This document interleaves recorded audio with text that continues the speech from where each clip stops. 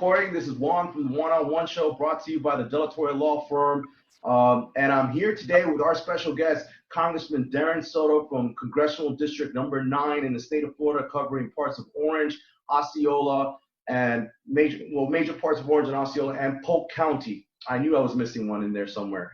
I am actually not only a good friend of the congressman over the last 10 years. We know each other both professionally and through his time in Congress, but also I am a constituent.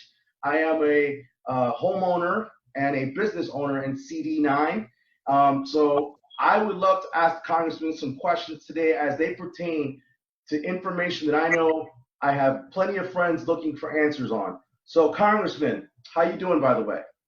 You know, it's been a busy couple weeks. We know everybody's hurting. This is an unprecedented crisis. We haven't had a pandemic like this in over 100 years. And we know so many small businesses, so many individuals across America need our help. And we passed that $2.2 trillion CARES Act, and it represents the largest relief and response act in the history of our nation. So look forward to being able to discuss the details among other issues today with you, Counselor, and always appreciate your friendship. Thank you, Congressman. So let's start there with the CARES Act. So they say the checks are in the mail this week. On an individual perspective, what can people expect to receive depending on their household size, and how does that work? So more accurately, those who have direct deposit should have or will receive their checks this week. So if you get your tax refund via direct deposit, then you'll get your check this week. We're already getting confirmation from many of our constituents who have received their checks already. And if you're a Social Security beneficiary, 99% of you already get direct deposit on that. So you'll get your check automatically via direct deposit this week. For those making $75,000 or less, you'll receive $1,200.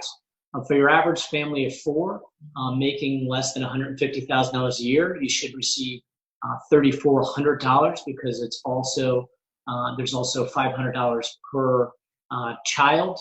You have to have a Social Security number. So some in our immigrant community, despite our efforts to try to get ITIN individuals included, those with an individual tax ID number. I know you're very familiar with that, Juan. That did not make it into the final package because the Senate rejected it. So some of our dreamers, because they're authorized to have Social Security numbers, they would be eligible if they have those Social Security numbers. And some long-term work permit folks also are able to apply for Social Security numbers. So there are some in our immigrant community that also qualify. Now you have to, for those who make between $75,000 and $99,000 a year, you'll be getting a smaller check.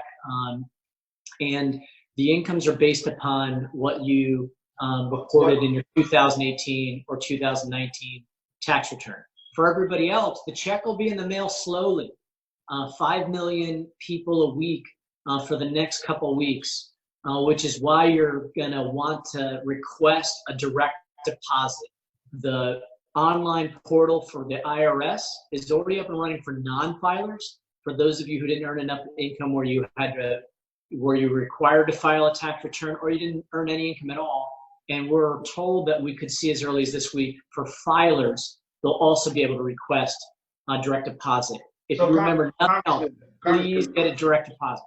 Congressman, there's a portal on the IRS website in order for individuals to request a direct deposit if you weren't on direct deposit before. Okay. Correct. That's absolutely essential. The non-filers portal is open for those who filed tax returns in 2018, 2019.